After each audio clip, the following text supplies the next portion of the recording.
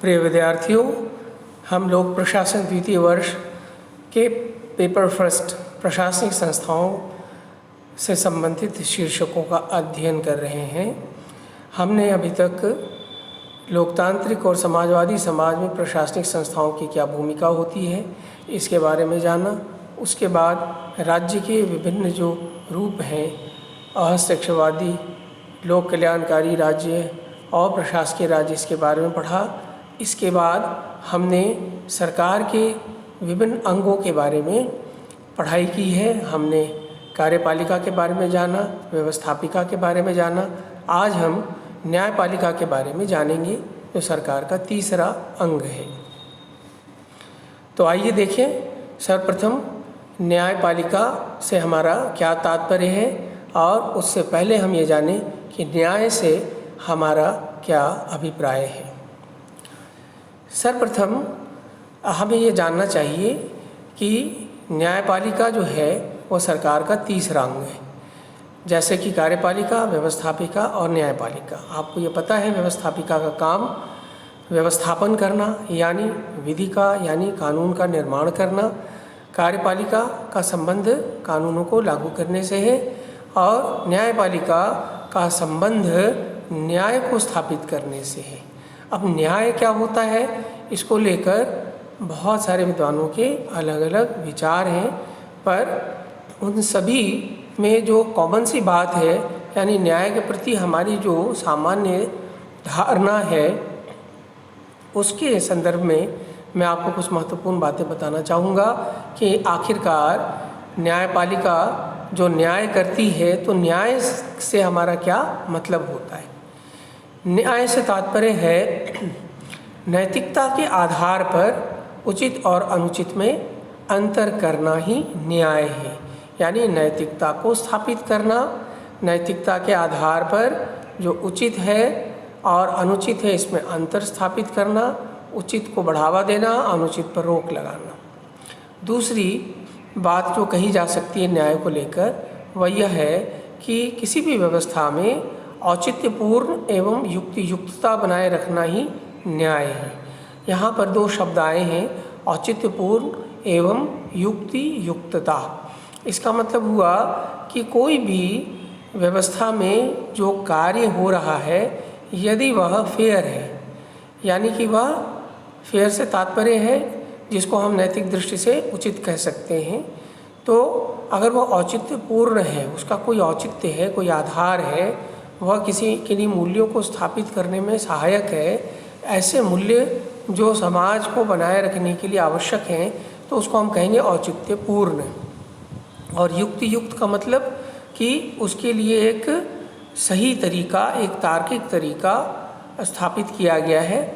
अर्थात न केवल हम यह देखना है कि हम जो भी कार्य या व्यवस्था में जो भी कार्य हो रहे हैं, वह व्यवस्था को बनाए रखने में और उसको आगे बढ़ाने में सहायक हो, बल्कि यह भी देखें कि हम ऐसे कार्य करते समय, यानी औचित्य का निर्धारण करते समय, हम तार्किक तरीके से, तथ्यात्मक तरीके से विचार करें। तो औचित्यपूर्ण एवं युक्तियुक्तता को बनाए रखना भी क्या हो गया, न्याय हो गया। तो और देखें, न्याय से हमारा और क्या तात्पर्य है। न्याय जो है वो सद्गुण में अभिवृद्धि करना है और सामाजिक समरसता बनाए रखना ही न्याय है। तो न्याय को लेकर ये सारी अवधारणाएं हैं। अगर हम इन सब चीज़ों को संक्षेप में देखना चाहें कि भाई न्याय का क्या हुआ मतलब, तो हम कह सकते हैं प्रत्येक को उसका यथोचित भाग उसको मिले। यथोचित का मतलब जितना उसके लिए ज़रूरी है और जितना उसका हक बनता है।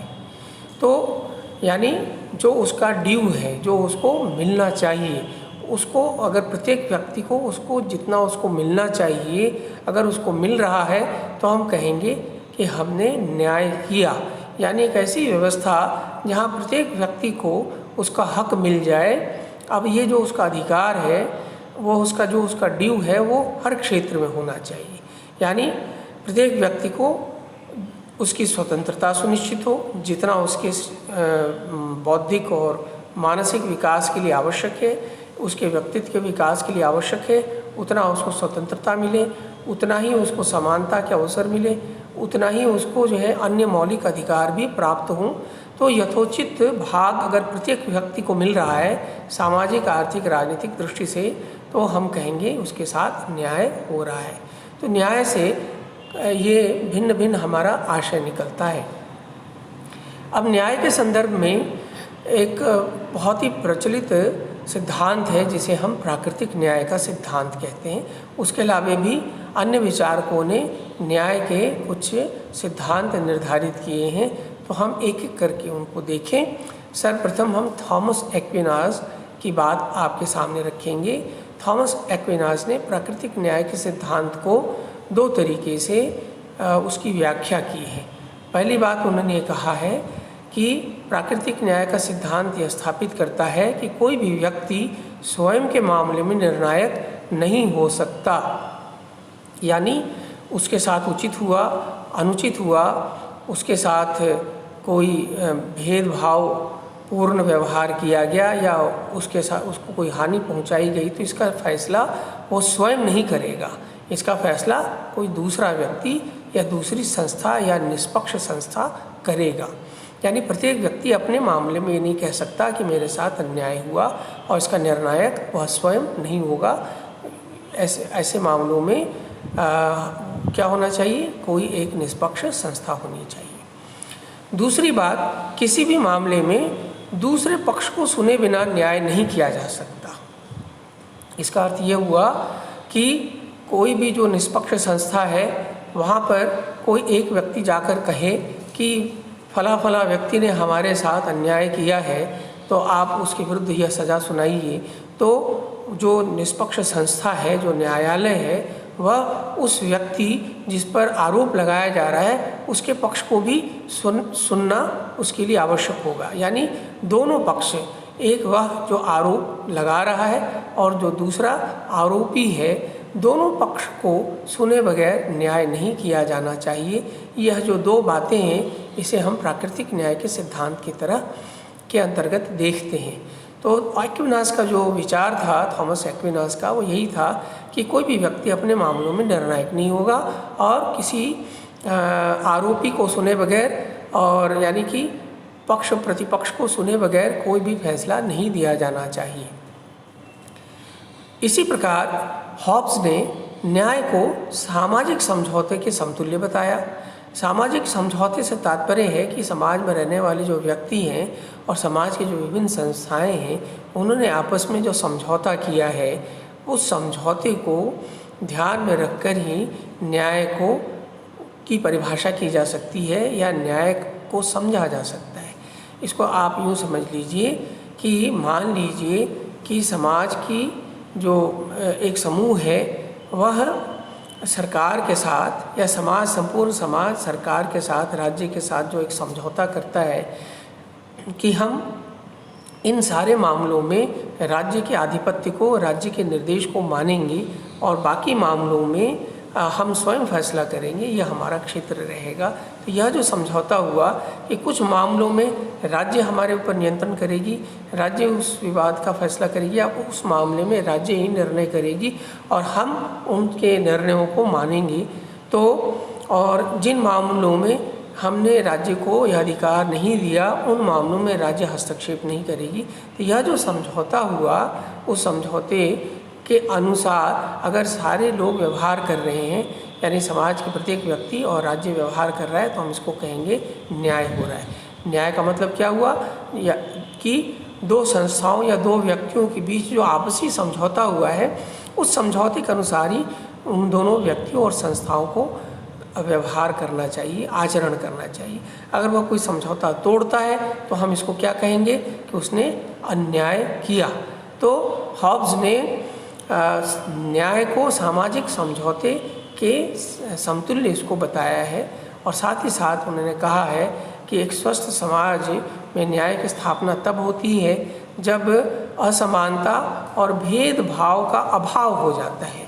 यानी एक ऐसा समाज जहाँ समानता है और जहाँ कोई भेदभाव नहीं किया जाता है, उसी को उन्होंने न्यायपूर्ण समाज की संज्ञा दी है और इसको उन्होंने जस्टिस एज फेयरनेस की संज्ञा दी है। फेयरनेस का मतलब यहाँ कि भाई यह उचित है। तो न्याय जो है उचित के साथ उन्होंने जोड़ा, और किस संदर्भ में जोड़ा कि असमानता नहीं होनी चाहिए व्यक्तियों के मध्य और किसी भी प्रकार का भेदभाव नहीं किया जाना चाहिए। तो हॉब्स ने जस्टिस एज फेयरनेस का एक कॉन्सेप्ट डेवलप किया, किंतु मिल जो है इसे परिस्थिति जन्य परिणाम के रूप में इसको परिभाषित करते हैं। परिस्थिति जन्य परिणाम का मतलब क्या होता है कि न्याय अपने आप में एक अमूर्त अवधारणा है, इसको क्वांटिफाई नहीं किया जा सकता, इसको मापा नहीं जा सकता, इसकी कोई डिग्री निर्धारित नहीं की जा सकती। ये परिस्थितियों पर निर्भर करता है, यानी जैसी परिस्थितियाँ होंगी उसी के अनुसार न्याय की परिभाषा की जानी चाहिए। यानी अगर एक विशेष परिस्थिति में जो उचित होता है, कोई आवश्यक नहीं कि दूसरी परिस्थितियों में भी वह उचित माना जाए। तो जैसी जैसे परिस्थितियाँ बदलती जाएंगी तो न्याय का अर्थ भी बदलता जाएगा, यानी परिस्थितियों के अनुसार ही हम न्याय को परिभाषित कर सकते हैं। और इसका हम कह सकते हैं कि कैसे पता चले कि न्याय हुआ, तो परिणाम से इसका हम निष्कर्ष निकाल सकते हैं कि क्या वास्तव में परिस्थिति के अनुसार जो हमने फैसले लिए, क्या उससे नैतिकता स्थापित हुई, क्या उससे लोगों को जो उचित था वह प्राप्त हुआ। तो इस प्रकार मिल ने इसे परिस्थिति जन्य परिणामवाद की संज्ञा दी। आगे देखें, फॉर्सिथ और जॉन रॉल्स के थोड़े से क्रांतिकारी विचार हैं। उन्होंने और व्यापक स्तर पर जाकर न्याय को समझाने का प्रयास किया है। फॉर्सिथ ने न्याय के वितरण सिद्धांत का समर्थन किया। यहाँ पर वो एक कॉन्सेप्ट लेकर आते हैं, डिस्ट्रीब्यूटिव प्रिंसिपल्स या डिस्ट्रीब्यूटिव जस्टिस के रूप में वह न्याय को परिभाषित करते हैं। और यूँ कह सकते हैं कि न्याय के प्रति जो एक दार्शनिक या एक जो धार्मिक दृष्टिकोण रहा है उसको उन्होंने भौतिक स्तर पर लाकर, यानी कि आम जीवन जो है उसके संदर्भ में न्याय की परिभाषा की है। अभी तक जो है न्याय को लोगों ने धार्मिक आधार पर या नैतिक आधार पर, है ना, या दार्शनिक आधार पर उसको सही या उसको परिभाषित और समझने का प्रयास किया। लेकिन फॉर्सिथ जो है वो इसको सामाजिक आर्थिक परिप्रेक्ष्य में उसको समझाने का प्रयास कर रहे हैं। यानी हम कह सकते हैं न्याय की यह लौकिक परिभाषा है। और वो क्या कहते हैं, वो कहते हैं कि सभी व्यक्तियों के मध्य क्या वितरित किया जाना है, यानी वस्तु और सेवाएं, कौन सी वस्तुएं हैं, कौन सी सेवाएं, कौन से संसाधन हैं जिसे वितरित किया जाना है, पहले हम इसका निर्धारण करें। यानी क्या वितरित किया जाना है, किस आधार पर वितरण किया जाएगा, यानी किस आधार पर किसको कितना मिलेगा, कितना ज़्यादा मिलेगा, कितना कम मिलेगा, तो उस आधार का निर्धारण कीजिए। और फिर कैसे, यानी उसका प्रोसीजर क्या होगा, मेथड क्या होगा, वो उसकी निष्पक्षता को भी सुनिश्चित करें। और किसको मिलेगा, यानी सबसे बड़ी बात क्या है कि हम जो ये वितरण कर रहे हैं वस्तु और सेवाओं का या संसाधनों का, तो अल्टीमेटली यह किसको प्राप्त हो रहा है। तो ये उन्होंने 3 प्रमुख बात कही, क्या वितरित किया जाना है और कैसे वितरित किया जाना है, किस आधार पर वितरित किया जाना है और किसको वितरित किया जाना है।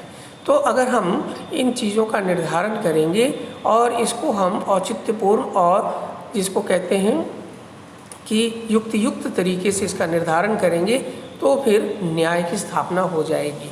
तो इसके लिए उन्होंने समता, समानता, सत्ता और आवश्यकता और जिम्मेदारी को आधार बनाया कि प्रत्येक व्यक्ति के साथ समान व्यवहार हो और जो वितरण किया जाए वो उससे एक समतामूलक समाज की स्थापना हो, और जो वितरण किया जा रहा है उससे सभी को पर्याप्त जो है सत्ता प्राप्त हो, और वितरण जो किया जा रहा है वह व्यक्ति की आवश्यकताओं के अनुसार हो, और साथ ही साथ उनमें जिम्मेदारी का एहसास भी होना चाहिए।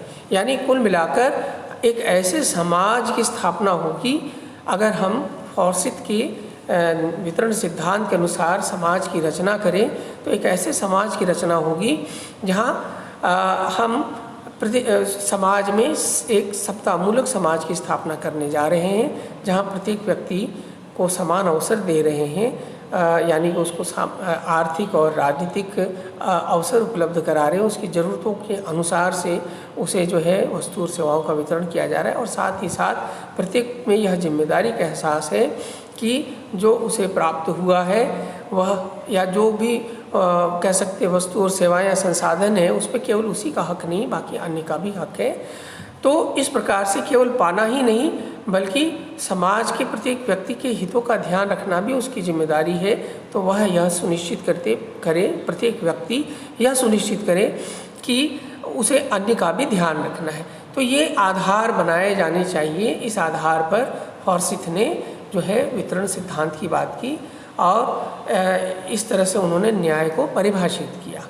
इसी क्रम में हम जॉन रॉल्स को और देखेंगे कि उन्होंने और बहुत स्पष्ट तरीके से न्याय की अवधारणा को स्थापित किया है, और उन्होंने अपनी एक महत्वपूर्ण पुस्तक जो है द थ्योरी ऑफ जस्टिस, इसमें इसकी चर्चा की थी। तो जैसा मैंने कहा कि फॉर्सिथ ने शुरुआत की थी लौकिक आधार पर न्याय को परिभाषित करने का, तो जॉन रॉल्स ने इसको और ज़्यादा इसमें लौकिकता स्थापित करते हुए न्याय को परिभाषित किया है, और उन्होंने विशेषकर सामाजिक आर्थिक संदर्भ में है ना न्याय को समझाने का प्रयास किया है। उनका यह जो दृष्टिकोण है, यह समाजशास्त्रीय दृष्टिकोण कहलाता है कि उन्होंने समाज के संस्थाएं जो हैं, समाज की जो विभिन्न संस्थाएं हैं, न्याय को भी एक समाज की संस्था के रूप में स्वीकार किया है। और उनका यह मानना है, क्या मानना है, कि प्रत्येक जो व्यक्ति है समाज का, प्रत्येक जो नागरिक है, उसको क्या मिलना चाहिए, समान आधारभूत स्वतंत्रता के आधार पर प्रत्येक को क्या मिलना चाहिए, समान अधिकार मिलने चाहिए। और समान अधिकार के संदर्भ में तो सामाजिक अर्थों में, आर्थिक दृष्टि से, राजनीतिक दृष्टि से उसको समान अधिकार मिलने चाहिए। इसको आप ऐसे समझ लीजिए कि रॉल्स ये कहते हैं कि चूँकि प्रत्येक व्यक्ति जो है वो स्वतंत्र है ना। लोकतंत्र में आप जानते हैं प्रत्येक व्यक्ति, या आधुनिक सभ्यता में हम प्रत्येक व्यक्ति को स्वतंत्र मानते हैं। स्वतंत्र का मतलब कोई किसी का गुलाम नहीं है, प्रत्येक व्यक्ति स्वतंत्र है। तो पहली बात ये हो गई कि प्रत्येक व्यक्ति स्वतंत्र है, स्वतंत्रता सबको प्राप्त है, प्रत्येक को अपने जीवन पर उसका स्वयं का अधिकार है, वो किसी के अधीन कार्य नहीं करता। तो ये तो पहला कंडीशन हो गया। और चूँकि प्रत्येक व्यक्ति स्वतंत्र है, तो उसके स्वतंत्रता की रक्षा के लिए ये आवश्यक होगा कि हम सबको समान अधिकार प्रदान करें। तो ये उनका पहला सिद्धांत है distributive theory of justice John Rawls का। वो ये कहते हैं कि प्रत्येक को समान आधारभूत स्वतंत्रता के आधार पर समान अधिकार मिलने चाहिए। तो इसका निहितार्थ यह भी हुआ कि प्रत्येक व्यक्ति को समान अधिकार प्राप्त होने चाहिए, सबको समान अवसर मिलने चाहिए। लेकिन इसके बाद दूसरी जो सिद्धांत उन्होंने स्थापित किया, वो और स्पष्ट करते हुए कहते हैं कि सामाजिक और आर्थिक असमानता को इस प्रकार व्यवस्थित किया जाए जिससे कि निर्धनतम को पहले तथा लोक नियुक्तियों में सबको औचित्यपूर्ण समान अवसर प्राप्त हो। अब यह जो दूसरी बात है, यह व्यवहारिक स्तर पर जो समस्याएं हैं उसके संदर्भ में उन्होंने सुझाव दिए। पहली बात वो कहते हैं कि भाई प्रत्येक को समान अवसर मिलना चाहिए, क्योंकि प्रत्येक व्यक्ति स्वतंत्र है और उसकी स्वतंत्रता तभी सुनिश्चित होगी जब सबको हमने क्या दिया, समान अधिकार दिए। तो इसमें तो कोई दो मत नहीं है, यह एक निर्विरोध सत्य है कि प्रत्येक व्यक्ति को समान अधिकार प्राप्त होने चाहिए। लेकिन अब दूसरी जो बात है वो उसको समझने के लिए आप ये मान कर चले कि कोई भी समाज ऐसा नहीं होता जहाँ पर सामाजिक और आर्थिक असमानता न पाई जाए, चाहे वो विकसित राष्ट्र हो चाहे अविकसित राष्ट्र हो। दोनों ही राष्ट्रों में किसी न किसी स्तर पर सामाजिक और आर्थिक असमानता तो पाई ही जाती है। अब जब यह पाई जाती है तो इसको दूर करने के लिए जो सरकारें हैं वह कुछ न कुछ उपाय करती हैं कि इस असमानता को कैसे दूर किया जाए, क्योंकि उनका प्रमुख उद्देश्य क्या होता है पहले सिद्धांत को स्थापित करना, यानी प्रत्येक को समान अधिकार प्रदान करना। तो पहले जो सिद्धांत है उसको प्राप्त करने के लिए सरकारों को क्या करना पड़ता है, जो वस्तु और सेवाएं या संसाधन उसका वितरण इस प्रकार से किया जाना चाहिए कि जो सबसे पहले निर्धनतम है, यानी कि सबसे वंचित वर्ग को सबसे पहले आप मौका दो। तो आप यहाँ देखिए, ये बात जब रॉल्स कह रहे हैं कि वंचित वर्ग को, पिछड़े वर्ग को या निर्धनतम को सबसे पहले जो है वस्तु और सेवाओं का लाभ मिलना चाहिए या संसाधनों पर उनका पहला हक होना चाहिए, तो उनका जो पहला सिद्धांत है वो पहला सिद्धांत के विरुद्ध जाकर ऐसा प्रतीत होता है कि वो बात कह रहे हैं। क्योंकि पहले सिद्धांत में उन्होंने बात कही कि सबको समान अवसर मिलना चाहिए, परंतु जब परिस्थितियां ऐसी हैं कि असमानताएं व्याप्त हैं तो सबसे पहले निर्धनतम को ही जो है संसाधन उपलब्ध कराया जाना चाहिए। तो यहाँ पर वो पॉजिटिव डिस्क्रिमिनेशन की बात कर रहे हैं।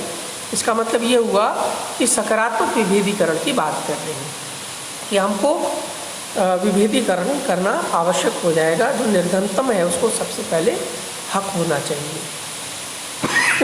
दूसरी बात जो वो कह रहे हैं कि लोक नियुक्तियों में सबको औचित्यपूर्ण समान अवसर प्राप्त, यानी सरकार जो है अपने लोक नियोजनों में, यानी कि सरकारी नौकरियों में सबको हक मिलना चाहिए, अधिकार मिलने चाहिए, लेकिन औचित्यपूर्ण होना चाहिए। औचित्यपूर्ण का मतलब कि ऐसा नहीं हो कि कुछ विशिष्ट वर्ग को या जो क्षमता युक्त वर्ग है उसको ही लोक नियोजन में अवसर मिल जाए। योग्यता आधारित नियुक्तियां होनी चाहिए पहली बात। तो इससे क्या होगा कि जो योग्य होंगे वही आएंगे, लेकिन ऐसा भी नहीं होना चाहिए कि केवल कुछ वर्ग विशेष को ही इसका लाभ मिले। यानी इसका सीधा संबंध ये हुआ कि योग्यता पहला सिद्धांत होना चाहिए जिस आधार पे लोगों को नौकरियां मिले, लेकिन साथ ही साथ हमको यह भी ध्यान देना चाहिए कि क्या सभी वर्गों से, समाज के सभी वर्गों से लोग जो है उनको अवसर मिल रहा है या नहीं। अगर नहीं मिल रहा है तो फिर जो वंचित वर्ग रह गया है या पिछड़ा वर्ग है, जो साधन संपन्न नहीं है, जो साधन विहीनता की वजह से अयोग्य हो गया, तो उनको भी क्या मिलना चाहिए, अवसर मिलना चाहिए। तो औचित्यपूर्ण समान अवसर का मतलब यही हुआ कि आप सकारात्मक विभेदीकरण कीजिए, यानी कि आरक्षण की व्यवस्था कीजिए और इस आधार पर जो वंचित वर्ग है उनको भी अवसर प्रदान कीजिए। तो ये रॉल्स की जो थ्योरी है इसको डिस्ट्रीब्यूटिव थ्योरी ऑफ जस्टिस कहा जाता है, और इसका मतलब होता है कि न्याय का, है ना, एक समान वितरण होना चाहिए, सबको इसका लाभ मिलना चाहिए। उद्देश्य क्या है? उद्देश्य है कि सबको समान अवसर, ये पहला सिद्धांत। लेकिन अगर चूँकि परिस्थितियाँ अनुकूल नहीं होती है तो असमानता की जहाँ स्थिति व्याप्त है तो वहाँ पर जो वंचित वर्ग है उसको भी आप क्या करें, पहले मौका दें। यानी जो पिछड़ा वर्ग है, यानी कि पंक्ति में जो आखिरी व्यक्ति है, जो साधन विहीन है, उसको आप पहले मौका दें ताकि एक समतामूलक समाज की स्थापना की जा सके। तो ये रॉल्स की जो थ्योरी है, अगर आप भारतीय दार्शनिक परिप्रेक्ष्य में देखेंगे तो गांधी जी भी यही बात कह रहे हैं कि दरिद्र ही नारायण है, हमें उसकी सबसे पहले सेवा करनी चाहिए। जो वंचित है उसको हमको सबसे पहले संसाधन उपलब्ध कराना चाहिए, उसकी स्थिति को पहले बेहतर बनाना चाहिए। तो इस प्रकार से अगर हम अपने से जो निम्न है, जिसकी आर्थिक और सामाजिक स्थिति, उस पर हमको फोकस करना चाहिए, तभी हम एक समतामूलक समाज की बात कर सकेंगे, तभी हम सबको समान अवसर देने की बात कर सकेंगे। तो न्याय को लेकर ये बहुत सारी बातें हैं। अब अगर आपने न्याय की इस अवधारणा को समझ लिया कि न्याय का मतलब क्या होता है, तो न्यायपालिका का मतलब यह है कि वह संस्था जो न्याय की स्थापना करने के लिए कार्य करती है उसको हम न्यायपालिका कहते हैं। यानी न्याय का जो रक्षा करता है, न्याय की जो रक्षा करता है वह है न्यायपालिका। तो सरकार के 3 अंग हुए, एक कानून बनाने वाली जिसको व्यवस्थापिका, कानूनों को लागू करने वाली कार्यपालिका और न्यायपालिका का उद्देश्य है यह देखना कि व्यवस्थापिका जो कानून बना रही है और कार्यपालिका जो कानूनों को क्रियान्वित कर रही है, उन दोनों के कार्यों का जो परिणाम हो वह न्यायोचित हो, वह एक न्यायोचित समाज की रचना करे, एक ऐसी व्यवस्था का निर्माण करे जिसमें प्रत्येक व्यक्ति को समान अवसर मिले, प्रत्येक व्यक्ति को वस्तु और सेवाओं का लाभ मिले और संसाधनों का उचित वितरण हो। तभी हम एक कह सकते हैं समतामूलक समाज की स्थापना कर पाएंगे। तो न्यायपालिका यह सुनिश्चित करती है कि व्यवस्थापिका और कार्यपालिका के जो कार्य हैं वह कैसे होने चाहिए, न्यायोचित होने चाहिए। तो इसलिए आप देखते हैं कि न्यायपालिका जो है व्यवस्थापिका और कार्यपालिका के कार्यों पर नियंत्रण रखती है, उनके कार्यों की न्यायिक समीक्षा करती है और ऐसा करते वक्त वह जो संविधान है उस संविधान को रेफरेंट का मतलब है उसको प्रतिमान मानकर चलती है कि जैसा संविधान में वर्णित है उसी के अनुसार व्यवस्थापिका और कार्यपालिका को कार्य करना चाहिए। तो इसी को हम कह सकते हैं कि न्यायपालिका जो है संविधान की रक्षा करती है, संविधान की जो भावना है, जो मूल्य है, आदर्श है, उसको स्थापित करने का कार्य करती है। तो आज हमने न्याय के बारे में एक समझ स्थापित की है कि न्याय क्या है और न्यायपालिका का मूल उद्देश्य क्या है। अब हम न्यायपालिका की रचना और उसके कार्यों के बारे में विस्तार से अगले भाग में जानेंगे। आज इतना ही, धन्यवाद।